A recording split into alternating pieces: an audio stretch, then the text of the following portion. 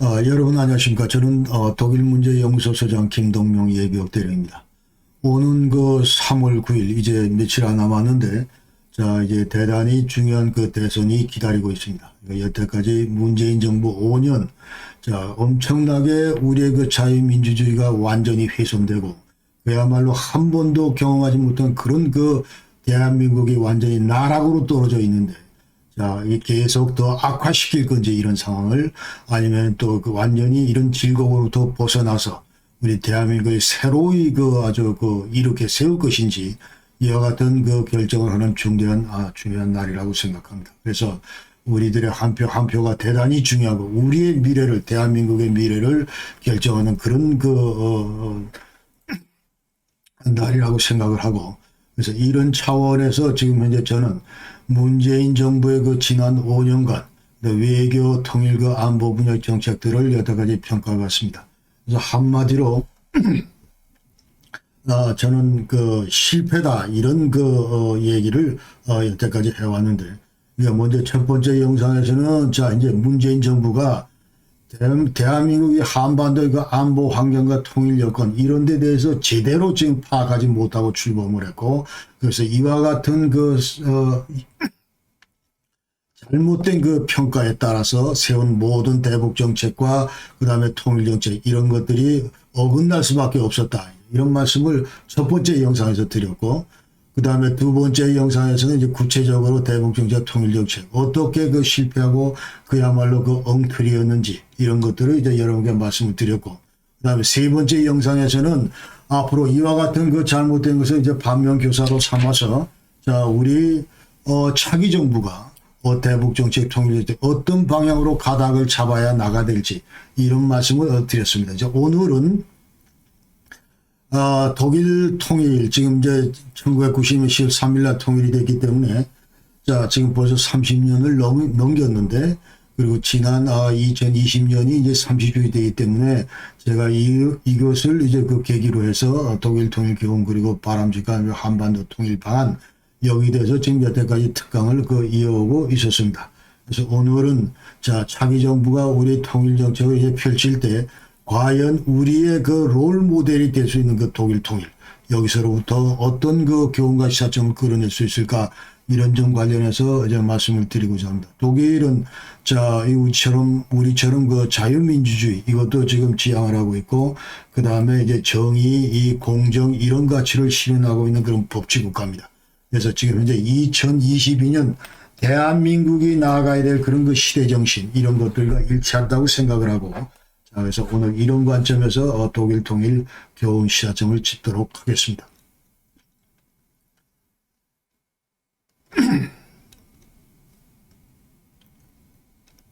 자, 그래서 말씀드릴 순서는 먼저 이제 독일 통일로부터 일반적인 교훈과 시사점을 간략히 소개를 드린 다음에 첫 번째 교훈 한반도 통일도 독일식처럼 피 한 방울 흘리지 않는 그런 통일이 됐으면 좋겠다는 얘기고 두 번째는 한반도 통일도 이거 틀림없이 우리 국력 위의 한국 주도로 진행될 수밖에 없다 이런 교훈이고 세 번째는 이제 남북한 통일 이것도 사실은 독일식 패턴대로 지금 현재 과연 될 수 있을 것인가 여러 가지 정황으로 볼 때 이제 어렵다 이제 그런 얘기고 그렇기 때문에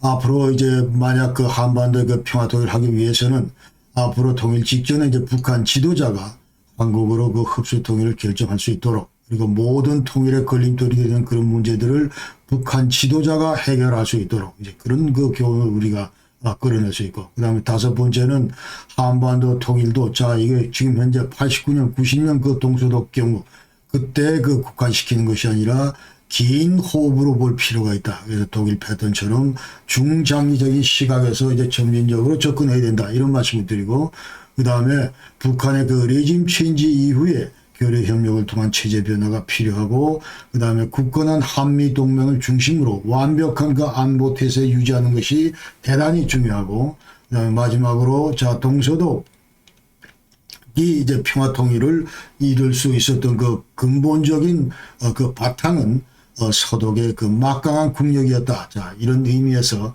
평화 통일을 우리가 희망한다면은 대한민국의 국력 지금 현재 이대로는 안 된다. 이런 말씀으로 제가 오늘 말씀을 드리겠습니다.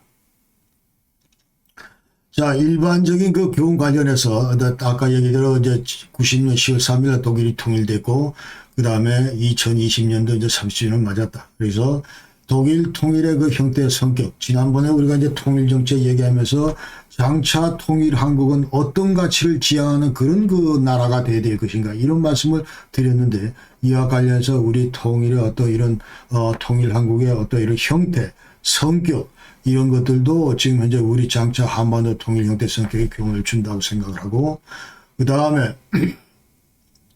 자 지금 현재 30년이 지나는데 동서도 그 통일 과정 자 이것이 이제 또 우리 한국 정부의 분단 관리 정책 그 다음에 통일 정책 수립에 이제 교훈을 준다고 생각합니다. 그래서 독일의 어제는 우리 한반도의 오늘이고 또 독일의 오늘은 우리 한반도의 내일일 수 있다는 그런 그 관점에서 자 우리가 이 독일 통일 과정을 계속 그 엄중하게 정확하게 그렇게 분석할 수 있어야 되겠다 이제 그런 말씀을 드리고 그 다음에 이제 분당 당시의 동서독 간의 그 관계 이런 것들은 지금 현재 우리가 남북 관계를 어떻게 하나 분단 관리 어떻게 할 것인가 이 관련해서 많은 교육과 시사점을 이제 준다고 생각합니다. 예컨대 이제 외교 안보 분야에서는 전선 4개국 통일 외교 이것은 앞으로 이제 주변 4개국 통일 물론 뭐 여건은 좀 다르긴 하지만 그러나 이런 데 이제 참조할 수 있고 그 다음에 국내 정치적인 제도 분야에서 이제 법적 분야에서도 마찬가지로 자 앞으로 정치 제도 관련해서 통일 이후에 통일 대비해서 자, 지금 현재 그 대통령제를 계속 지속할 건지 아니면은 이제 상이한 양체제로 70년 이상 지금 현재 남북한이 분단 상태에서 상이한 그 제도 속에서 서로 발전되어 왔기 때문에 자, 이와 같은 그 의원 내각제 예컨대 독일식의 그 연방제와 같은 그런 제도를 우리가 뭐 고민할 필요가 있을 것인지 자, 이런 데 대한 스타디도 뒷받침돼야 되고 그 다음에 정당이나 선거제도, 또 수도 이전 문제, 과거사 청산 문제 이런 것들도 이제 독일부터 독일 통일 이후에 여러 가지 그 파생되는 일들로부터 우리가 교훈을 끌어낼 수 있다고 생각을 합니다. 그리고 지금 현재 그 동독 같은 경우는 동독 지역 같은 경우는 여러 가지 그 어려움을 지금 겪고 있는데 예컨대 이제 경제 분야도 아직 서독 지역과 비교해서 이제 80% 수준밖에 못 미치고 있고. 통일된 지 30년이 지났음에도 불구하고 이제 동독 지역 내 그 동독 지역 경제를 견인할 수 있는 그런 그 산업체가 전부 이제 예전에 국영기업을 민영화하는 과정에서 다 죽었기 때문에 그렇습니다. 자, 이런 어려움에 처해 있고, 이런 것들이 다시 정치, 사회적인 문제가 되면서 지금 나름대로 그 동독 지역에 살고 있는 동독 지역에 살고 있는 독일 주민들의 어떤 이런 정치 사회적인 그런 문제점. 예컨대 이제 지금 현재 무슨 이 고위직 진출이 거의 안 되고 있다. 그러니까 동독 지역 인구가 서독에 비교해서 약 한 17% 되는데 그러나 실제로 그 행정이나 정치 분야 이쪽 고위직 그 실태를 보면은 1.7%밖에 안 된다. 그러니까 모든 동독에 있는 그런 관직이나 이런 자리가 전부 서독 출신들한테 전부 다 이제 좀 맡겨져 있다 이 말이죠.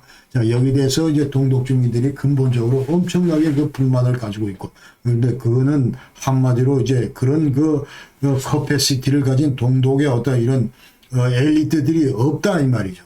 지금 현재 예전엔 전부 공산 치하에서는 전부 다 이제 당성 이런 것들이 이제 주요했고, 그렇기 때문에 사실은 이게 우리 남북 통일을 앞두고도 앞으로 우리 북한 지역의 그 재건을 위해서 어떻게 지금 엘리트를 충원할 건가 이런 거 지금 대단히 중요하다고 생각을 하고, 자, 이런 문제도 우리가 독일로부터 우리가 충분한 어떤 교훈을 끌어낼 수 있다고 생각합니다. 그리고 경제 분야에서도 지금 동독 재건 아까 말씀드린 아우파오스트 동독 지역 재건을 이제 여태까지 엄청나게 통일 비용을 쏟아부으면서 지금까지 왔는데 아직까지 그 어려움을 겪고 있다. 그래서 북한 재건 관리 전략에서 우리가 여기서부터 어떤 시사점을 끌어낼 수 있다고 보고, 그다음에 동독 경제점 마찬가지고, 그다음 통일 비용, 막대한 통일 비용 어떻게 우리가 조달하고, 자, 이것을 지금부터 관리해 나갈 건지, 또 국영기업 민영화하는 문제, 재정 이전 대비책 문제, 화폐 통합하는 문제,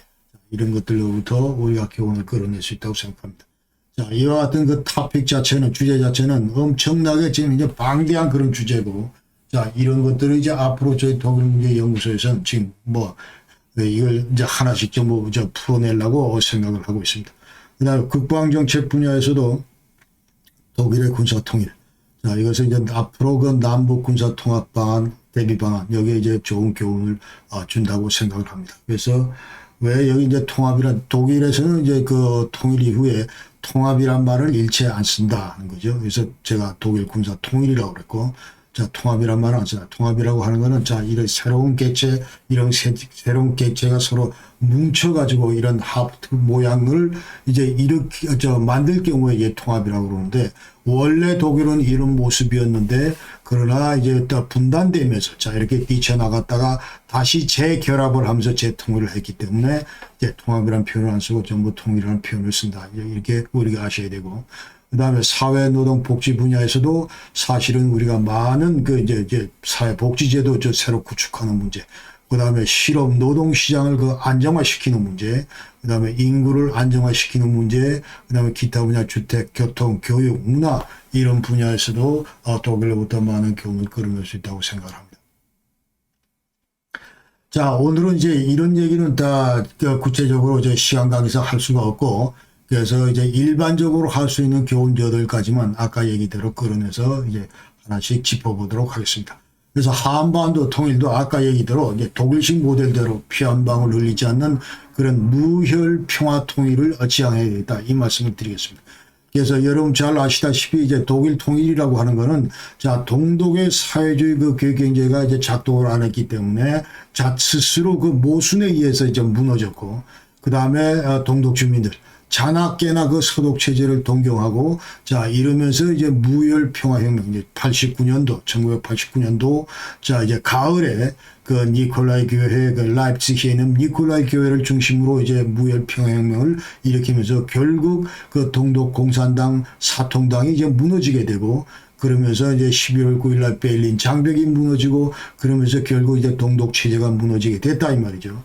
자, 그래서 또 이어서, 자, 이와 같은 그 환경에서 동독인민의회가, 자, 서독의 그 기본법 23조에 의한 흡수 통일을 결정했다. 그러니까 동독인민회, 이건 동독으로 치면 이제 우리 지금 국회인데, 자, 여기에서 그 당시에 기본법 23조에 의한 통일 방안, 아니 기본법 146조에 의한 통일 방안. 자, 23조에 의한 통일 방안은 이것은 이제 동독의 5개 주가 그대로 그 서독주로 이제 편입이 되면서, 자, 그 편입되는 순간부터 서독 기본법의 효력을 적용받게 된다 이 말이죠. 그러니까 자, 그 얘기는 지금 이제 그 순간부터 이제 독일이 돼버리는 겁니다. 자, 그와 같은 방식을 택했다 하는 것이죠. 이 146조라고 하는 건 이제 새로운 그 헌법을 만드는 거예요. 그래서 여기 기본법이라고 독일 말이죠. 그룬게세트 해가지고 그 당시 서독이 출범할 때, 자, 우리 서독이라고 하는 거는 이건 이제 완전한 그 국가체제가 아니고, 자, 이건 임시적 프로비소리시. 그렇기 때문에 임시적으로 하기 때문에 이제 헌법이란 표현, 페어파숭이라고 그러는데, 자, 이 페어파숭이란 표현을 안 쓰고 이제 그룬게세트 이렇게 했는데, 여기 이제 146조에 따르면은, 자, 이 그룬게세트 기본법, 자, 통일이 되면 이거는 이제 없애버리고, 그리고 노예 페파숭에서 이제 헌법을 제대로 만들자, 이제 그런 게 146조다 이 말이죠. 그러니까 146조라고 하는 거는, 자, 동독하고 서독이 이제 1대1로 전부 다 이제 합의를 해서, 동등한 조건에서 합의를 해서 어떤 재헌 의회를 구축을 하고 거기에서 새로운 헌법을 만들어내고, 자, 그런데 그 당시 이제 90년 8월 23일 동독인민의회에서는 어느 천년에 지금 이제 146조에 의해서, 자, 재헌의회 만들고 뭐 이렇게냐 이 말이죠. 어차피 독일의 통일 문제가 전승 4개국에 지금 손아귀에 이게 지금 놓여 있기 때문에, 자, 소련의 그 입장, 태도 이런 것도 대단히 중요하고 눈치도 봐야 되고, 자, 그렇기 때문에 이 146조 이러다가 이제 하세월이다. 그래서 빨리 우선 통일부터 하고 보자. 가장 간단한 방법이 우리 동독 5개주가 그대로 서독 너희 밑으로 들어가겠다 하는 거예요. 그러니까 이제 기본법 23조 2원 흡수 통일 이 결정을 전부 했다는 것이죠. 그래서 앞으로 이제 한반도 통일도 만약 독일식으로 이렇게 피 한 방울 흘리지 않고 이제 통일을 만약 해야 될 경우는, 자, 이제 독일 공식대로 이제 북한 그 사회주의 경제 체제, 이것이 저절로 좀 무너지면서 그다음에 북한 내 어떤 이제 스스로 그 자결권을 갖춘 그런 그 정치 지도 체제가 이제 등장을 하고 그다음에 북한 주민들은 자나깨나 서울만 바라보고 자 이제 무혈 평화 혁명 그 주도 세력으로 부상을 하고 평양 시내에서 이제 그 민주화 운동을 부르짖고 뭐 이런 그 저 반정부 시위를 이제 그 기도를 하고 예컨대 그러면서 이와 같은 그 분위기에서 이제 북한 급변 사태가 나면서 북한 지도부가 자 역시 하나의 남은 마지막 그 대안은 우리가 저쪽 서울과 자 합치는 것밖에 없다 하면서 스스로 복속하는 뭐 이런 상황이 왔을 때 이제 한반도 통일도 무혈 평화 통일이 될 것이다 이런 얘기입니다. 그런데 자 여러분 보시다시피 지금 현재도 그렇고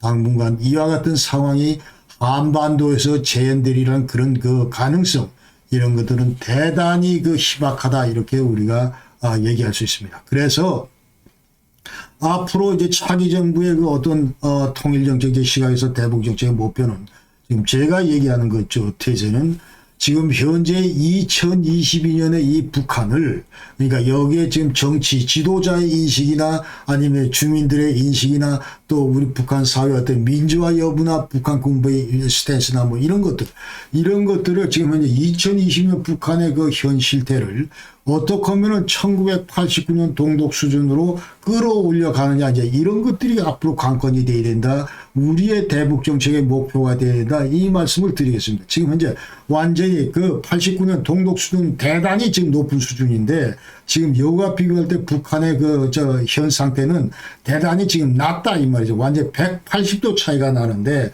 이거를 어떻게 앞으로 시간을 가지고 서서히 바꿔나가면서 자, 이 북한을 그야말로 1989년도에 어떤 동독 수준 정상 국가로 만들어 가느냐 그러면서 우리의 그 페어한 그야말로 그 공정한 어떤 이런 정의로 그 수준에서 평가할 수 있는 그런 국가 수준으로 끌어올리느냐 이런 것들이 앞으로 우리 대북 정책의 목표가 되어야겠다 이 말씀을 드리겠습니다. 자, 두 번째 교훈은 한반도 통일도 이제 국력의 우리 한국 주도로 진행될 것이다.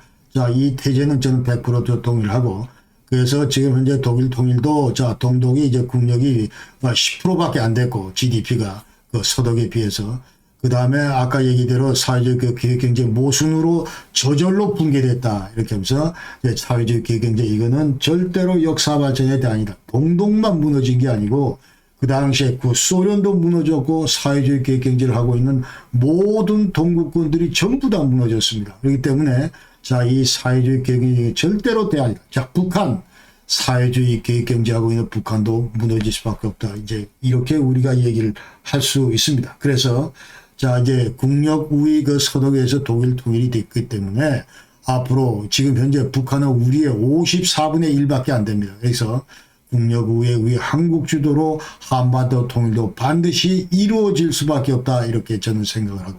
자, 세 번째 교훈은 아까 얘기대로 그러나 이제 독일식 그 패턴대로 급변 사태가 북한에 나서 이제 흡수 통일로 1989년 같이 흡수 통일로 그 이어질 가능성 이거는 대단히 희박하다. 북한의 급변 사태 가능성. 자, 이거는 지난번 제가 이 주제로 1시간 40분에 가까이 이제 그 긴 영상이 있었는데 자, 여기에 따르면은 막 여러 가지 지금 뭐 어려움이 좀 하여튼 북한 내 급변 사태의 그 가능성은 이제 특히 그 김정은 유고 가능성. 자, 이런 것들은 점차 커지고 있다. 매 시간이 갈수록 이제 점차 고조되고 있다. 이렇게 얘기를 이제 할 수가 있고 그러나 지금 현재 1989년 그 동독 수준하고 지금 현재 북한 수준하고 여러 측면에서 비교를 해볼 때 엄청난 차이가 있다. 그러니까 정치 문화, 지도부의 인식이나 군부의 어떤 위상이나 이런 것들이 좀 차이가 있다. 그래서 설사 김정은 6호로 지금 현재 후속 체제가 들어서더라도 이 후속 정권은 이제 집단 지도 체제를 뭐 하거나 어떤 형태로 하다 들어서더라도 사회주의 노선을 계속 지속할 것이다. 그러면서 그 당시에 그 1989년 그 동독과 같은 그런 상황은 아닐 것이다. 그렇기 때문에 자, 북한이 자, 동독처럼 예컨대 자, 북한 지도부가 바뀌었다. 그래서 동독처럼 갑자기 무너져 내리고 남한의 이 흡수동을 당하는 그런 그 가설 자체는 당분간 성립하지 않을 것이다. 이런 말씀을 드리겠습니다. 네 번째 독일 통일의 교훈은 앞으로 북한 지도자가 자, 우리가 지금 현재 민족 공동체 통일 방안에 따르면은 화해 협력을 잘 하고, 그 다음에 그런 남북한 간의 어떤 신뢰가 구축이 되고, 그러면서 이제 남북연합 단계에 들어갈 경우에, 자, 그 당시에 이제 많은 분야에서 교류 협력을 강화하고, 그 다음에 특히 그 정치 분야에서도 교류 협력을 강화하면서 우리 대한민국의 그 정통성, 대한민국이 추구하는 그런 가치를 추종하는 그런 그 정치 집단을 북한 내에서도 우리가 키워나가야 된다 이 말이죠. 그러면서 통일 직전에 우리 북한 지도자가 자 한국으로 흡수 통일 그 결정할 수 있도록 이런 식으로 유도할 수 있도록 우리가 큰 그림을 그리면서 우리가 이 문제를 딜링을 해야 된다 이제 그렇게 생각합니다. 그러니까 이 독일 통일이 주는 교훈인데. 자, 이제 89년, 90년 초까지 독일, 동독에는 이와 같은 서독의 가치를 추종하는 그런 그 민주화 세력이 전혀 없었습니다. 그럼에도 불구하고 장벽 붕괴 이후에 동독 지연의 이제 통일을 준비하는 과정에서 자, 1990년 3월 18일 날 최초로 이제 인민의회 동독에서 최초로 이제 자유민주 그 선거를 이제 하게 됩니다. 그러니까 그 당시에 자유총선에서 알리안스 für Deutschland 이 자체가 이제 CDU 오스트에서 동독 내 이제 서독 내 그 CDU 이와 같은 그 정당의 그 자매 정당들이 전부 이제 서독의 서독 그 가치를 추종하는 그런 정치 세력을 그 규합을 하고 자, 이 세력이 48%를 이제 얻었기 때문에 일부 그 당들과 데모크라치아 앞으로 그 당시에 이제 앙겔라 메르켈 이분이 몸담고 있던 그런 제야단체에서 정당화한 그런 데모크라치아 앞으로 이런 거 하고 전부 결합을 해서 연립정부를 이제 구성을 하고 그러면서 이제 저 사진에 나오는 이분이 이제 로타트 메즈인데 자 이분이 이제 그 총리를 하면서 민주정부가 처음 이제 구성이 된 거죠. 그러면서 이 민주정부가 동독의 민주정부가 바로 통일을 앞두고 동독의 민주정부가 자 동서독 통일을 관련된 모든 그런 어려운 과제들을 동독 내 어려운 과제들을 전부 다 수행했다 이 말입니다. 그래서 우리 한반도에도 앞으로 지금 현재 통일을 앞두고 북한 지도자가 훗날에 얘기가 되겠지만 자, 이와 같은 패턴대로 발전되는 것이 좋겠다. 이런 말씀을 드리겠습니다. 그래서, 자, 통일 그 장애 요인들, 이런 것들을 전부 로타 드메즈의 그 총리가 해결했다, 사전했다. 그러니까 기본법 23조의 통일결정. 아까 90년 8월 23일 날 동독 인민의회에서 했다고 했는데, 자, 이런 그 결정도 자, 이 로타 드메즈 때 했고, 그 다음에 인민군, 동독 인민군, 엔파와라로 프록사메 나tional 프록사메 엔파와 인민군 해상 그러니까 90년 10월 3일이 독일이 통일인데 자 그 자정부로 90년 10월 2일 날 그 자정부로 전부 그 동독 인민군을 이제 해산해 버렸습니다. 일체 이제 동독군에 없어진 거죠. 그다음에 바로 그 직전에 이제 인민군의 그 WTO 와샤 팩 그 군사 조약에서도 이제 인민군을 동독 인민군을 탈퇴시켰고 자 이와 같은 어려운 것들을 전부 결정을 했고 그 외에도 이제 서독 정부하고 긴밀하게 그 통일을 협의하면서 자, 모든 동독 내 그 국영기업 이런 것들을 그 민영화하기 위해서 신탁정을 설립을 하고 그 다음에 가장 그 경제화폐 사회연합 자, 이것도 이제 전부 로타트 이제 했다. 그리고 통일조약도 그 당시에 이제 전부 동서독끼리 체결했고 자, 이 문제 동독 지역의 모든 입장 이런 것들을 전부 조율하고 자 서독에 제시를 한 것이 바로 로타트 메즈 정부고 그 다음에 전승 4개국과의 2+4 조약 이것도 로타트 메즈 때 전부 했다. 그래서 이제 앞으로 우리 한반도의 경우도 이제 만약에 그 리짐 체인지가 이제 이루어지고 나서 그야말로 그 실용주의 노선을 추구하는 그런 지도부가 만약 평양에 들어섰을 때 자, 우리 남북 화해 협력 단계에 진입을 했을 때, 자, 교류 협력을 강화하면서 북한의 이제 민주화, 그다음에 친한국화 이런 것도 그 확산시키고, 자, 여기에서 이제 남북연합 단계에서 통일이 가시화될 때, 우리 대한민국의 그 헌법 가치를 추종하는 그런 정치 집단을 예컨대 이제 정당이나 이런 정치 세력들을 북한 내 구축할 그런 필요성이 있다 이런 말씀을 드리겠습니다. 자, 그 다음에 이제 독일 다섯 번째 그 교훈은 자, 이제 독일 패턴처럼 자, 이 통일이 이게 금방 되는 것이 아니다. 이게 중장기적인 시각에서 점진적으로 접근할 필요가 있다. 이런 말씀을 드리겠습니다. 독일 같은 경우도 사실은 이것이 금방 1989년, 90년, 여기만 이제 포커싱해서는 안 되고, 그러나 1949년 이래로 도도히 흘러온 그런 어떤 동서독 간의 교류 협력, 이런 것들을 전부 다 바탕으로 해서 지금 나온 그런 결과다 하는 것을 우리가 이제 인식을 해야 된다. 이 말씀을 드리겠습니다. 자, 그 말의 의미는 이제 우리가 독일 통일을 긴 호흡으로 이렇게 큰 그 스펙트럼에서 우리가 살필 필요가 있다. 이렇게 이제 제가 말씀을 드리고 싶고, 그래서 이 독일 통일을 이제 헤겔의 그 역사적인 그 변증, 디알렉틱, 여기 따라서 우리가 분석을 해야 된다. 그러니까 정반합. 자, 태제가 있고, 그 다음에 일정 시간이 지나면 안티태제가 등장하고, 그 위에 이제 진태제에서 정반합으로 발전되는 그런 오랜 과정의 산물이다. 이런 말씀을 드리겠습니다. 예컨대, 자, 여기서 우리가 정의라고 규정하는, 자, 태제라고 규정할 수 있는 그런 것이 바로 이제 아데나우어의 그 친서방 정책, 그 다음에 힘의 우위 정책이다. 자, 전에 한번 수차 말씀드렸는데, 여기서 이제 친서방 정책이라고 하는 거는 웨스트민스터 폴리틱, 자, 이거는 뭐냐면은 그 당시 이제 전후 그 독일이 복구 과정에서 이제 안보 분야는 미국을 중심으로 한 그 나토에 이제 완전히 종속시키고 의존을 하게 되고, 그리고 이제 오로지 그 국력 그 신장을 위해서 이제 경제에만 집중하는, 그러면서 이제 서독의 그 국력을 키우는, 라인강의 기적을 일으키고 하는, 그와 같은데 이제 완전히 그 매진했다 이 말이죠. 그러니까 그것이 바로 이제 힘의 우위 정책이다. 그래서 폴리틱 대 슈테하게 이렇게 얘기를 하는데, 자, 이러면서 엄청나게 국력을 키웠다. 동독에 비해서. 자, 이와 같은 큰 국력 격차가 이제 벌어지게 되고, 자, 이와 같은 환경에서, 배경에서 이제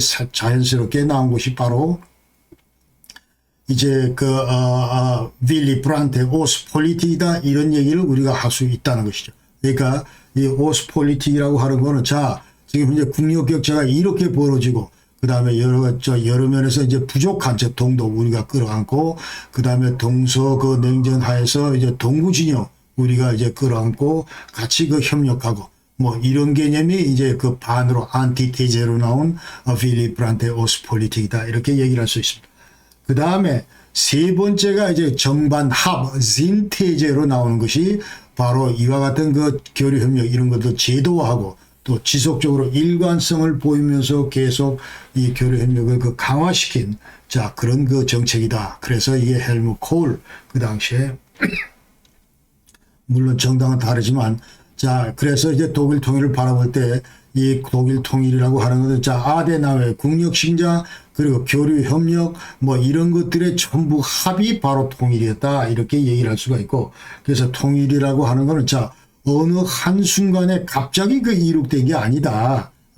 그렇게 우리가 인식을 해야 되고, 그래서 시대 상황에 따라서 이제 여러 그 조건들이 전부 다 꾸준히 마련되고, 그 다음에 결정적인 호기가 왔을 때 바로 이루어지는 것이 통일이다. 그래서 어느 한 명의 그 작품이다. 이렇게, 자, 독일 통일은 아데나우의 작품이다. 이거 우리 이제 보수 정권에서는 아데나우의 그 중요성을 강조하면서 이분 또 헬무트 콜 이분 얘기를 하고, 또 이 좌파 정부 들어섰을 땐 독일 통일 인용할 때 역시 그래도 윌리 브란트 오스폴리틱 동방 정책이 중요했다. 이런 얘기만. 제가 볼 때 이게 전부 점수로 치면 전부, 자, 이게 3분의 1밖에 안 된다. 자, 이분도 3분의 1, 3분의 1, 3분의 1 이런 식으로 해야 맞다 이 말이에요.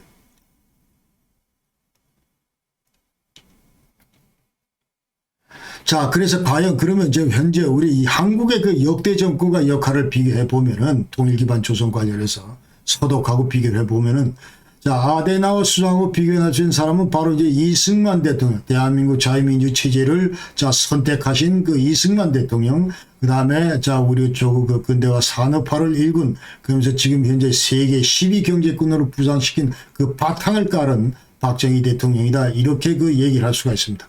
그 다음에 윌리 브란트 오스폴리틱 동방정책, 자, 브란트하고 비교할 수 있는 사람은 이제 김대중 대통령, 노무현, 이제 문재인 이렇게 얘기할 수가 있다. 그런 얘기죠.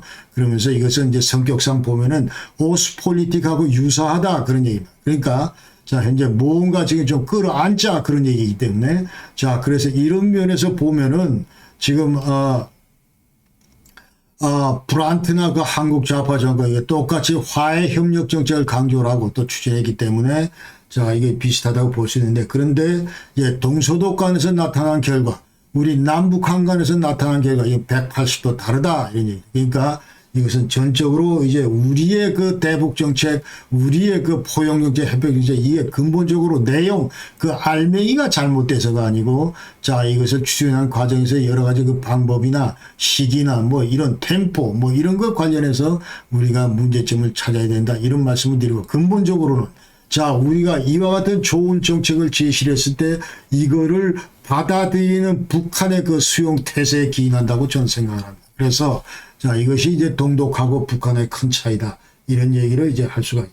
그러니까 동독 같은 경우는 in good faith, 자, 선의로 받아들였고, 우리 북한 같은 경우는 in bad faith로 받아들였다. 그래서 지난번 수차 얘기한 대로 자, 우리가 선의로 이와 같은 그 제의를 했을 때 이것을 진정성 있게 받아들이지 않고, 예컨대, 자, 이게 입에 단 거는 전부 씹어삼키고, 그 외에 이제 어떤 이런 핵 개발을 한다든지, 어떤 군사적인 도발을 한다든지, 어떤 뭐 이와 같은 그 무력 보복을 한다든지, 프로보케이션.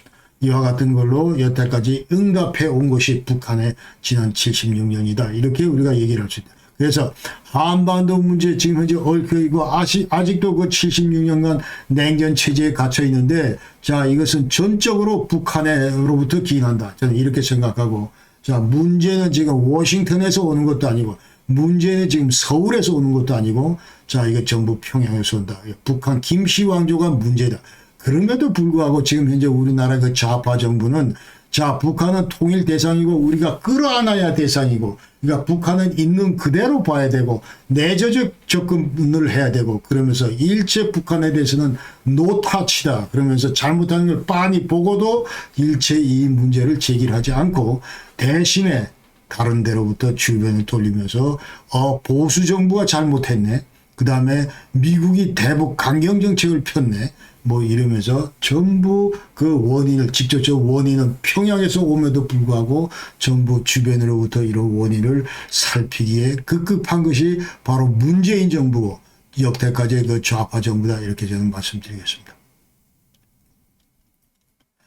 자, 그래서 서독 같은 경우는 이제 아까 얘기대로 자, 동독하고 그 꾸준한 그 접촉 교류 협력, 이런 걸 통해서 이제 분단으로 야기되는 양체제 간의 그 이질성, 이런 것들을 자, 차단하려고 노력했고, 특히 그 오스폴리틱, 여기 따르면은 이제 접촉을 통한 변화라고 한들, 또 한내용, 자, 그 다음에 작은 그럼 정책이다. 폴리티 데클라이는 슈리트. 뭐 이런 걸 하면서 동독의 체제 변화를 유도하기 위해서 무려 40년간을 여기에서 투자를 했다는 것이죠. 그러니까 지금 하루아침에 된 게 아니고 지난 40년 끊임없이 돌 하나하나 던지면서 자, 이게 바탕을 깔아 나갔다. 그러니까 여기서 우리가 이제 그 서독 정부의 어떤 이런 아주 큰 시각에서, 큰 호흡에서, 긴 호흡에서 이 동서독 문제를 바라봤다 하는 것을 우리가 알아야 되고, 그러나 이제 무혈평화혁명이 일어난 거, 이제 1989년도 이 체제 붕괴로 이어진 거, 이거는 채 1년도 걸리지 않았다. 그런 얘기입니다. 그러면서 여기서 이제 우리가 좋은 교훈을 우리가 받아야 된다고 생각하는데, 일단 하여튼 방점을 우리는 자, 접촉을 통한 변화, 만약 기회가 주어진다면 작은 그런 정책, 이런 것들을 지금 현재 언제 통일이 될지 모르지만 자, 이런 자세로 우리가 통일에 임해야 된다. 이런 말씀을 드리겠습니다. 자, 교류 협력이 대단히 중요하기 때문에 자, 이것은 우리 좌파 정부에서도 자, 이걸 계속 강조를 하는데 대단히 중요한 이 체제에 대해서 전 동의하고, 그러나 지금 현재 이 교류 협력이 안 되는 이유는 뭐 명확합니다. 지금 현재 북한이 자, 이와 같은 판을 깔지 않기 때문에 이제 교류 협력이 안 되는 거예요.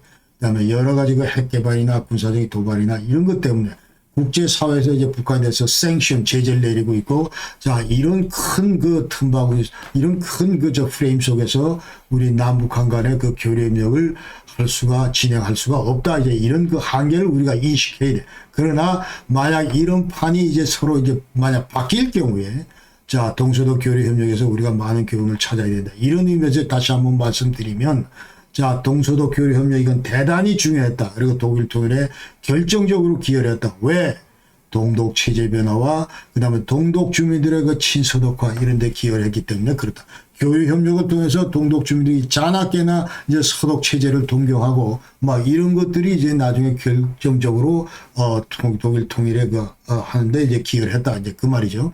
그래서 이제 동구하고 동독 여기 사람들은 이제 근본적으로 이제 살아봤더니 교류 협력을 해봤더니 우리가 지향해야 될 그런 체제는 이쪽이 아니고 저쪽이다. 이런 것들을 전부 이제 알고 그게 저쪽으로 나아가길 희망했다는 거예요. 그러면서 스스로 붕괴가 됐다. 이제 나토 진영이나 서독에서 총 한 방을 쏘지 않았음에도 불구하고 저절로 무너졌다. 그러면서 이제 동서냉전이 종식이 됐다. 그러니까 동서냉전 40년 이상 지속됐지만 그러나 서쪽에서는 총 한 발 쏘지 않았다.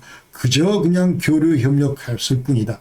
그 다음에 1975년도 그 헬싱키 파널 액트에 따라서 서로 자유왕래하려고 노력했을 뿐이다. 그런데 이 동구 진영이 저절로 폭삭 무너졌다 이 말입니다. 그러면서 동서냉전이 와야 됐다 이 말이에요. 그 다음에 우리 한반도의 경우도 이제 레짐 체인지가 만약 일어나고 그다음에 남북한 간의 교류 협력이 이제 만약이 진행된다면 이 교류 협력이라는 것은 그 어떤 군사적 수단보다도 북한을 변화시킬 수 있는 가장 강력한 무기가 될 것이다. 그리고 우리 평화통일 환경 조성하는데 크게 기여할 것이다. 뿐만 아니고 남북한 주민 간의 이질성을 해소하고 그다음 북한 주민의 그 생활을 향상을 시키고 그다음에 북한 주민들이 이 시장 경제 체제에 적응하는 것 이런 것들도 우리가 미리부터 훈련을 시킬 수 있는 그런 계기가 될 것이다 이렇게 생각을 하고 그 외에도 이와 같은 그 교류 협력을 통해서 북한 주민들은 자나깨나 우리 대한민국을 이제 동경을 하게 되고 그러면서 이제 북한 이제 계속 그 맞물려 가면서 북한 사회를 더욱더 개방하고 또 민주화시키고 뭐 이런데 이제 크게 기여를 할 거고 그러면서 자연스럽게 이제 북한 경제가 한국에 예속화되고 그다음에 북한의 개혁개발 이런 것들이 이제 아까 얘기대로 계속 촉진이 될 거다. 그러면서 이제 만약 북한의 경제가 이런 교류 협력을 통해서 계속 어느 정도 궤도에 오를 경우에 이제 갑자기 대량 남하한다든지 이런 것들도 우리가 예방할 수 있고 북한 지역 내 갑자기 어떤 산업 동공화 이런 것들도 우리가 막을 수 있고 이를 통해서 남한의 노동시장의 혼란 이런 것도 최소화할 수 있다 이렇게 생각합니다. 그래서 여러 가지 정황으로 볼 때 지금 76년째 우리가 이제 분단 과정을 겪고 있는데 그 어느 때보다도 지금 이제 이질성이 이제 점차 더 커지고 있고 남북한의 국력 격차는 점차 더 벌어지고 있고 그래서 우리 통일 한국을 지금 그리면서 고민을 할 때 빨리 이 현상을 우리가 타파를 해야 되는데 그러나 북한이 이제 저렇게 핵무장을 하면서 여기 따른 국제사회의 어떤 이런 국제제재 이런 것 때문에 전혀 이제 교류 협력이 이쪽 밭에서 지금 우리가 어떤 돌파구를 못 찾고 있는데 이런데 어느 때보다도 교류 협력을 강화해야 될 그런 시점임에도 불구하고 지금 안 되고 있다. 이와 같은 상황은 그야말로 정말 한숨밖에 안 나오는 그런 상황이다 이 말이죠. 그래서 지금 현재 동서독하고 이제 남북한 교류 협력 이렇게 비교를 해 보면은 이 도표에서 보시는 바와 같이 지금 현재 이 동서독 간에는 이미 1945년 이제 분할 그 당시 될 때부터 이제 됐던 게 바로 교통통행 지금 현재 교통통행 그 다음에 우편통신 뭐 이런 것도 가능 그 다음에 종교교류 뭐 이런 것도 전부 가능했다 그런 얘기죠.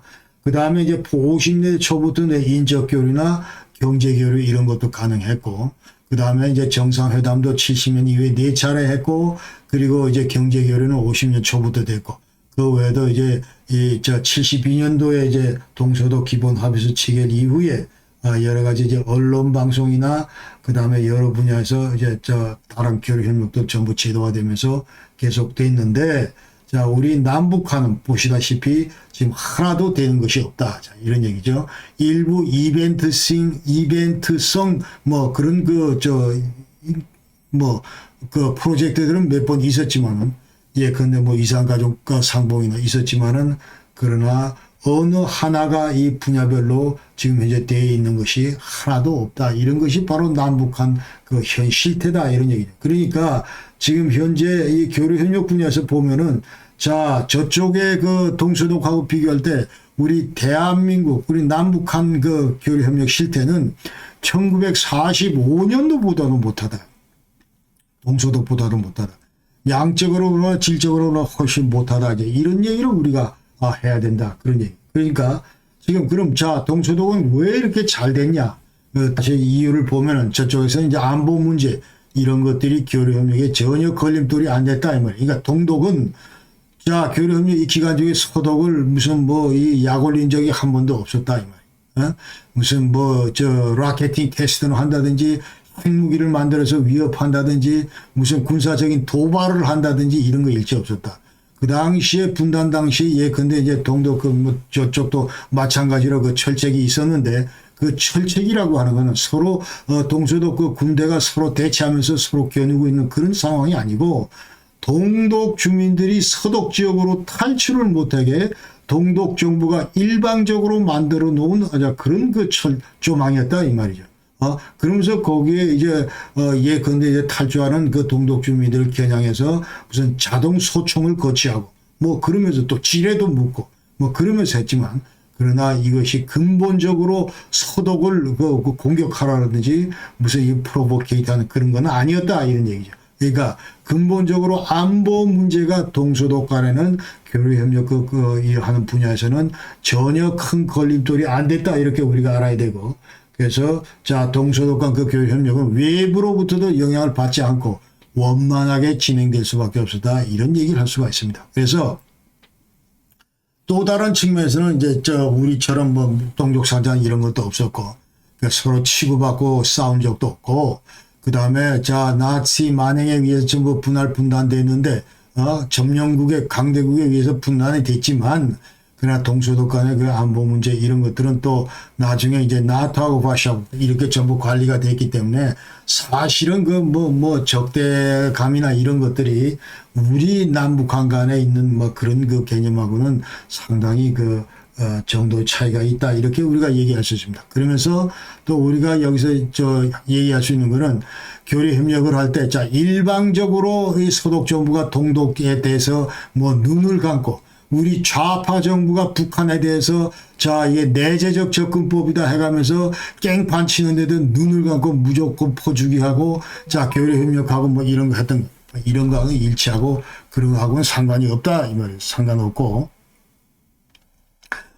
그러면서 그 당시에 이제 상호주의가 철저하게 적용이 됐다. 이런 걸 우리가 알아야 됩니다. 그러니까 80년도 그 초반에 예컨대 이제 동독 정부가 좀 이제 외환 위기를 겪었는데 외환 위기를 겪으면서 이제 서독 그 은행으로부터 이제 그 차관을 받는데 이 과정에서 서독 정부가 그 당시 그 요셉 슈트라우스, CS 바이언 주지사가 지금 이제 적극 개입을 해서 자 보증을 서줬는데 그냥 준 게 아니고 그 당시에 헬무트 콜이 뭔 얘기를 하냐면은 자 반드시 반대급을 끌어내라 하면서 그때 나온 것이 이제 아까 얘기대로 자 국경지대 이제 탈출자 동독 주민이 그 탈출하는 것을 이제 막기 위해서 전부 철책선에 이제 자동 소총을 거치려 했는데 이런 거 전부 치워라.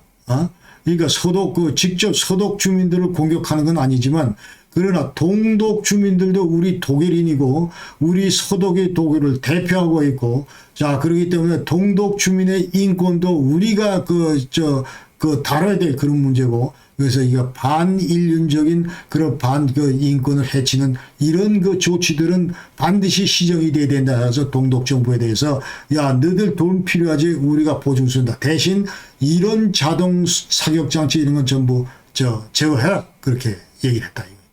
그 다음에 동서독 간의 자유여행 동독 주민들의 그 편익을 위해서 여러 가지 제약이 많았는데 이런 거 과감하게 풀어라 이렇게 얘기했죠.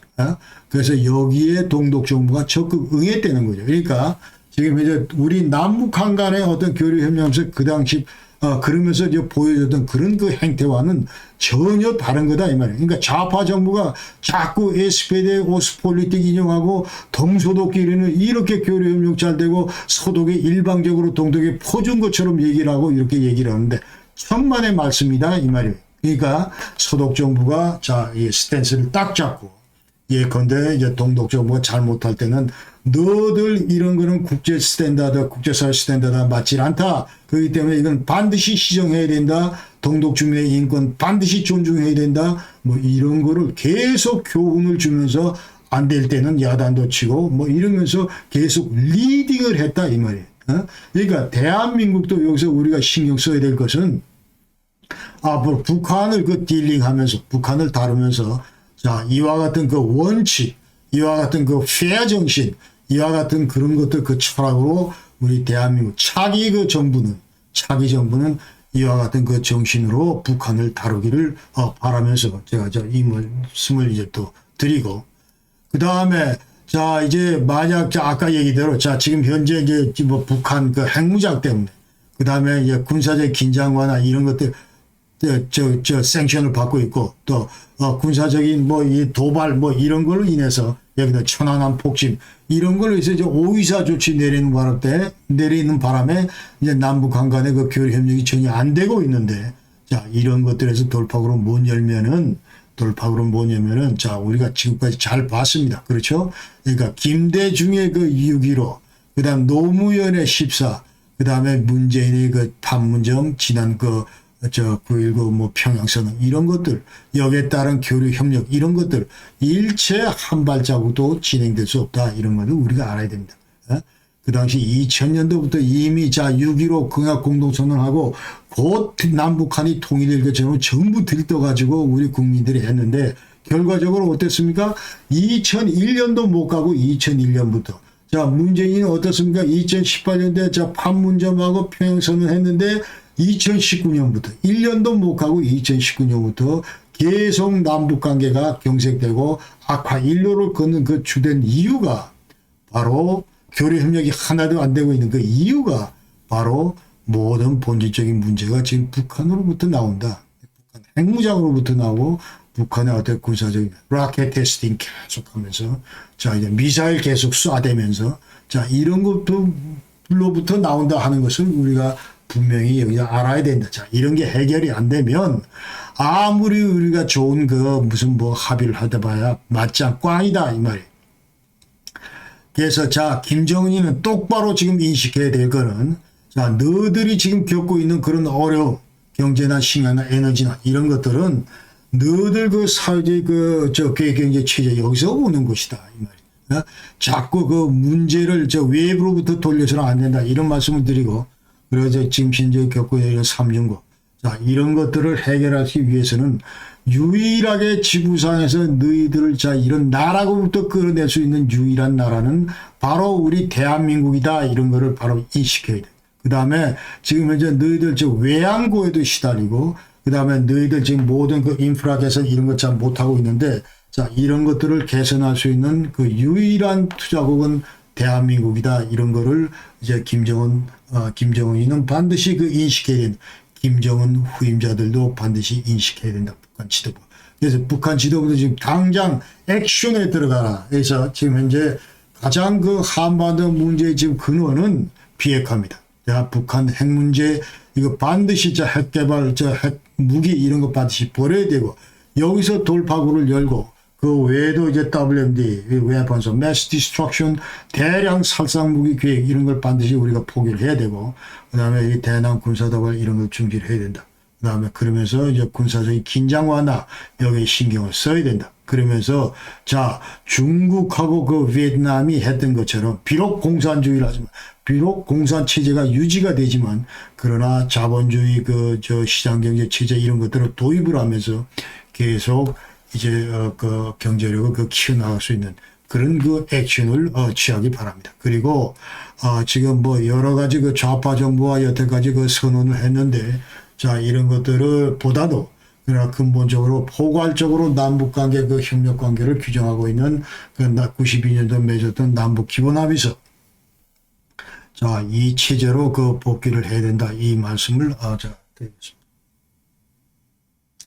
그리고 우리 한국 정부는 만약 북한에서 이런 그 실용적인 노선 추구하는 정권이 등장했을 경우에 자 체제의 전환이 빨리빨리 이루어질 수 있도록 적극 지원을 해야 되겠다 이런 말씀을 드리고 그 다음에 자 이제 결과적으로 이때 독일하고 그 한반도 통일 여건을 우리가 분석을 해볼 때 자, 아까 얘기대로 1989년도 동독 GDP는 자, 서독의 한 10% 정도 됐고, 그러나 2019년 북한 그 총소득, 국민 총소득, 북한 경제력은 우리 한국의 54분의 1밖에 안 된다. 이런 거를 우리가 자, 생각할 때. 그 다음에 그 당시에 그 동독 인구는 자, 서독 인구의 4분의 1밖에 안 됐는데, 그러나 북한 인구는 지금 우리 한국의 반 정도 된다. 우리가 5천만, 저쪽이 2,500만. 자, 그렇기 때문에 이런 그 이제 객관적인 현실부터 우리가 추론할 수 있는 얘기는 남북한 간의 그 경제력 격차가 통일 전에 동서독 간의 그 격차보다도 훨씬 크다 이런 얘기를 할 수 있고, 독일 같은 경우는 이제 4명이 동독 1명을 살리는데 우리 한국 같은 경우는 자 5천만 2,500만 우리 2명이 북한 1명을 살려야 되는 그런 꼴이다 이 말이죠. 자, 이런 측면에서 이제 통일 비용을 그 조달하는 이런 문제 관련해서 우리 대한민국이 엄청나게 국력 신장에 매진해야 되겠다 이 말씀을 드립니다. 그러면서 자, 앞으로 이제 레짐 체인지 이후에 남북 간의 그 경제력 격차 이런 것들은 어떤 형태로 그 축소시킬 수 있도록 우리가 노력을 해야 되고, 이런 의미에서 이제 남북 간과는 훨씬 더 그 독일보다도 많은 교류, 훨씬 더 많은 협력, 훨씬 더 많은 접촉 이런 거를 필요로 하는 그런 시점이다. 그렇게 우리가 정의를 할 수 있는데, 사실은 우리 남북 간의 그 현 추세는 그와는 정반대 방향으로 지금 나아가고 있다. 지난번에 우리가 지금 남북 통일 한국을 바라보면서 우리 대한민국은 정확하게 통일 한국을 이 방향으로 바라보고 있는데, 북한은 계속 지금 현재 어깃장을 놓으면서 전혀 딴 방향으로 계속 나가고 있다. 어떻게 이거를 빨리 이 방향으로 돌리면서 우리가 수렴해 나가면서 통일 한국으로 이어질 거냐, 이제 이런 그 과제를 우리가 수행해야 되는데, 그야말로 정말 자, 이 한반도 현실을 보면은 참 한숨밖에 안 나온다 이런 얘기를 우리가 할 수 있습니다. 그래서 자, 한국이 아까 얘기대로 자, 이제 동독이 곧 무너진 것처럼 북한도 곧 무너진 이런 가능성 이런 거는 전혀 지금 없고, 그 다음에 자, 우리가 이제 지금 이 시간에 얘기를 안 했지만은 자, 통일 독일이 이제 아직도 그 경제 통일하는데 어려움을 겪고 있고, 잠깐 언급했지만은 독일 통일 아직도 그 사회 통일 관련해서는 여러 가지 문제가 있다. 그러니까 독일 동독 지역의 그 독일 주민들이 우리가 여전히 그 세컨 클래스 같다.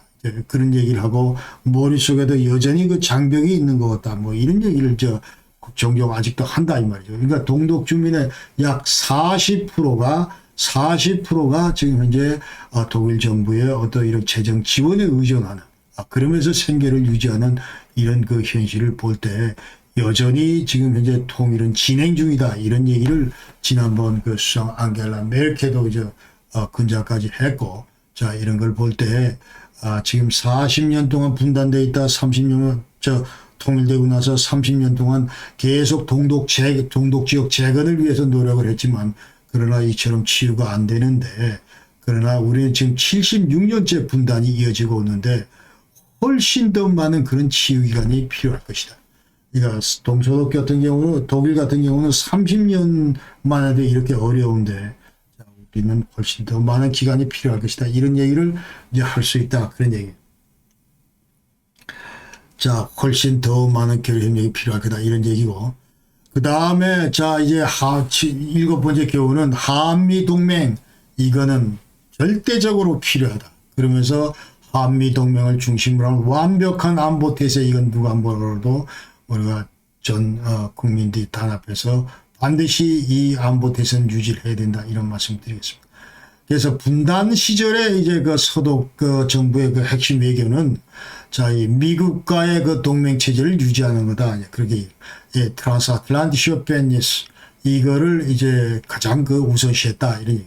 그러니까 나토 체제를 존중했다 이런 얘기. 그 다음에 최초 그 출범한 아데나운 아까 얘기대로 베스핀드 폴리틱, 그러면서 미국과의 관계를 최우선시했다. 그래서 나토 내에서 미국의 충실한 우방이 될 수 있도록 계속 분담금 그 비율을 높여가면서 미국의 어떤 이런 무슨 뭐 이런 관심이나 이런 거를 이제 소홀히 하지 않았다. 이제 그런 얘기. 그러니까 미국의 충실한 우방으로 계속 남았다. 그런 얘기고.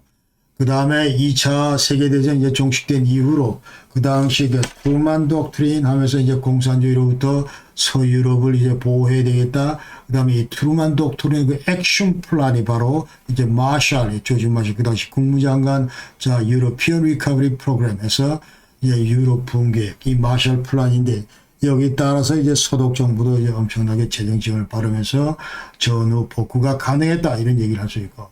그 다음에 동서 냉전 기간 내내 자 90년대까지 유럽 안보 질서 이거는 전적으로 이제 미국이 그 주도하는 그 어떤 이런 나토 중심의 서유럽 보호 정책 자 이와 같은 그 혜택을 서독 정부는 단단히 받았다 이런 얘기. 그러면서 이 나토 그 멤버로 충실한 나토 멤버로 있었다. 그러니까 자 미국과의 강력한 동맹 체제 유지 이것이 이제 독일 통일 가능했다 이런 얘기입니다. 그러니까 통독 과정에서 전선 뭐 나머지 3개국은 뭐 독일 통일에 서 이제 부정적인 그런 그 시각을 가졌는데 미국만이 독일 통일을 지지했다 이제 그런 얘기를 할 수 있어요. 마가렛 대처 같은 경우도 자 이제 통일이 되면 독일이 이제 경제력 뭐 군사력 이런 데서 이제 커질 텐데 자 이런 것들은 전체 유럽 그 안보 구도 이런 것들을 불안정하게 만들 거다. 프랑스 미테랑도 자 막강한 독일력, 막강한 그 또 통일 독일의 그 국력 이런 것들이 이제 유럽 질서와 평화 이런 걸 위협할 수 있기 때문에 반드시 그 유럽 틀내로 이제 통일 독일을 유인해야 되겠다 이런 얘기를 했고, 고바초프는 이제 그 아까 얘기대로 기본법 23조 자 이거 동동 너들이 이거 따라서 이제 통일되면은 아까 얘기대로 이제 90년 8월 23일 동동 인민의회가 자 의결을 했지만 이거는 반드시 이제 흡수 통일을 의미하기 때문에 너희들 절대로 기본법 23조 이거로 그다음에 나토 회원국 자격으로 통일하는 거 이거 반대한다 이런 입장을 했지만 그러나 이런 환경에서 이제 그 당시 소독성 헬무트 코울은 자 나머지 나라들 전부 이제 반대하고 어중중한 자세에 취하고 있기 때문에 철저히 미국 대통령 그 부시와 긴밀하게 협력하면서 모든 그 통일 과정을 처음부터 긴밀하게 아주 그 전 과정을 조율했다. 그리고 이제 그 부시 대통령은 독일과의 그 조율을 거쳐서 자 이제 소련을 포함한 프랑스나 그 영국을 계속 그 설득해 나갔다 이제 이런 얘기. 그러니까 자 이제 미국 없이는 독일 통일을 얘기할 수 없다 그런 얘기죠. 자 그러면서 아데나우 첫 단추를 제대로 끼웠다. 아데나우 친서방 정책. 이건 독일 입장에서 볼 때 이제 대단히 아주 그 값진 투자였다 이렇게 얘기를 할 수 있고, 지금 현재도 이제 나토 그 일원으로 미군이 독일 땅에 3만 5천여 명이 지금 주둔하고 있고, 자 이런 교훈에서 볼 때 우리 강력한 한미 동맹 이거는 지금 현재 우리 대한민국의 그 안보를 지키는 데도 필수적이지만 그러나 통일 이후에도 만약 통일 과정에서 우리 통일을 그 담보할 수 있는 그런 좋은 그 어떤 이런 수단이 될 것이고, 자 이런 통일 정책의 시간에서도 이제 값진 그 투자가 될 것이다 이런 얘기를 좀 말씀을 드릴 수가 있습니다. 자 마지막 교훈은 막강한 국력을 갖춘 그 서독이 동서독 평화 통일을 이룰 수 있었다. 이제 여기서 우리가 얘기하는 건 이제 막강한 국력 이것이 이제 평화 통일의 그 원천이다 이런 얘기를 우리가 할 수 있다 그 말이죠. 그러니까 아까 얘기대로 1989년 서독의 국력은 자 동독이 한 10배 정도 됐고, 그다음에 서독이 압도적인 그 국력을 이제 갖고 있었기 때문에 자 이와 같은 그 평화 통일을 보장할 수 있었고, 또 막강한 그 경제를 가지고 있었기 때문에 자 동서 양 진영 내에서 서독이 어떤 이런 정치적인 영향력을 발휘할 수 있다 이런 얘기죠. 그러니까 유럽의 지리적인 그 중앙이 바로 그 서독이었는데 독일인데 바다로. 그래서 이제 동서 냉전이 그 첨예하고 그 서로 대치하고 있을 때에도 서독은 자 균형을 잡고 그다음에 서독 그 이 저 서구 진영과 긴밀하게 협력하면서도 자 나토 내에서 아니면 EU 내에서 그 당시는 EC지만 EC 내에서 그런 역할을 하면서도 이제 중추적인 역할을 하면서도 또 동구 진영에서도 자 어떤 형태로 경제 협력을 하고 그다음에 기술 지원을 하고 하면서 유럽의 평화와 이런 안정을 이끌어내기 위해서 자 이 동쪽 진영과도 계속 균형자적인 그런 역할을 했다 이 말이죠. 그러니까 지금 현재 우리 정부가 자 말로 무슨 균형자 역할이다, 동북아에서 무슨 뭐 저 운전자 역할이다, 균형자 역할이다 이런 얘기를 하는데 그 말을 제대로 그 실현하기 위해서는 우리 대한민국이 엄청나게 국력을 키우고, 자, 이쪽 진영으로부터 또 이쪽 반대 진영으로부터도 서로 리스펙트를 받는 그런 그 국가 위상을 우리가 유지해야 그것이 가능하다. 이제 이런 얘기를 제가 드리겠습니다. 그래서 바로 지금 이제 독일 통일 과정을 보면서, 자, 서독이 그럼 어떻게 이 어려운 통일 과정을 잘 조율할 수 있었냐? 서독의 막강한 경제력 국력이 뒷받침을 했기 때문에 그렇다. 그래서 통일 조율 과정에서도 그대로 반영이 됐다. 이런 얘기를 우리가 마지막으로 그 교훈을 끌어낼 수 있다. 자, 그러면서 이제 국력이 뛰어났기 때문에, 자, 동독의 그 어떤 이런 그 경제적으로 어려운 이런 것들도 지금까지 잘, 이제 받쳐주고 있다. 그런 얘기죠.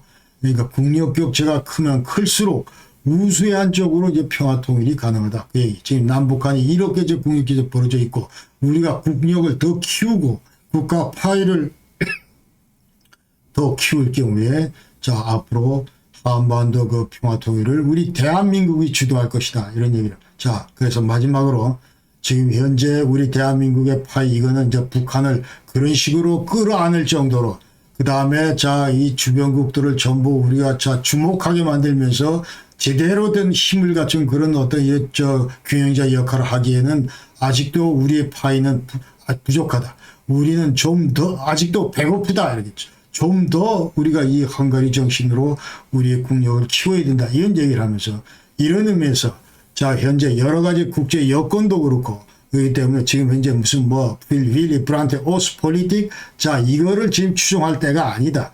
이 컨셉 자체는 좋지만, 그러나 대한민국은 더 국력을 피우면서 지금 현재 국제적인 생션 때문에 교류 협력도 못하는 그런 입장이고 하기 때문에, 자, 현재 우리가 조용히 국력을 키우고 내부적으로 우리가 어떤 통일 준비를 할 수 있을지, 어떤 사회적인 양극화 현상 이런 것들 해소하실지, 우리가 스스로 뭉칠 수 있을지, 단합할 수 있을지, 이런 문제에 좀 더 치중을 하면서 국력을 계속 키우다. 자, 이런 의미에서 아데나우의 폴리데 슈테야케 웨스민든 폴리틱, 여기에 더 치중을 할 때다. 이런 말씀을 제가 드리고 싶습니다. 그래서 자, 이렇게 하면서 자, 여러 가지 이제 환경이 자꾸 바뀌고, 그 다음에 북한 내 어떤 이런 레짐 체인지가 된 다음에 그야말로 실용주의 노선을 추구하는 그런 지도부가 들어서서 남북한 간의 교류 협력이 이제 강화되고, 그럴 때 이제 우리가 전적으로 남북한 간의 경제적 격차를 축소할 수 있는 그런 노력을 하고, 자, 그러면서 지금 현재 우리 한국 정부가 신경 써야 될 거는, 차기 정부가 신경 써야 될 거는 아까 얘기대로 국력 신장이고, 두 번째는 한미 동맹을 강화하고, 세 번째는 이제 북한 비핵화. 자, 이런 걸 위해서 국제사회가 긴밀하게 협력하고, 국제사회가 결정하면은 우리가 적극 여기에 대해서 자, 동참하고 적극 협력하고, 그 다음에 북한 정권, 자, 정신 못 차리고 있는 북한 정권, 만약에 이런 정권이 지속될 경우에, 자, 이것은 결코 우리 한반도의 미래를, 우리의 한민족의 미래를 위해서 대안이 아니기 때문에, 자, 뭔가 지금 제대로 된 정상국가로 나아가게 하기 위해서는, 자, 이제 제대로 된 지도부가 들어설 수 있도록 국제사회하고 긴밀하게 공조하는 것이 필요하다. 이런 말씀을 드리면서, 자, 오늘 영상은 여기까지 하고, 그 다음에 이제 대선 전에 바로 이제 우리가 지금 현재 우리 남북 관계를 가로막고 있고, 그 다음에 지금 현재 여러 가지로 교류 협력을 못하게 어렵게 하고 있고, 자, 이런 것들이 이제 북한 핵 문제이기 때문에, 그럼 차기 정부가 앞으로 어떤 스탠스로 이 북한 핵 문제를 어프로치해야 될 건가. 자, 이 문제 관련해서 다른 영상을 하나 준비하고, 그러면서 이제 준비하겠습니다. 앞으로 이제 3월 9일 날 우리가 중차대한 그 시기를 맞아서 앞으로 여러분들의 한 표가 그야말로 대한민국을 살릴 수 있는 그런 좋은 결과로 나타나기를 간절히 소망하면서 여러분 이제 인사를 드리겠습니다. 여러분 안녕히 계십시오. 긴 시간 대단히 감사합니다. 안녕히 계십시오.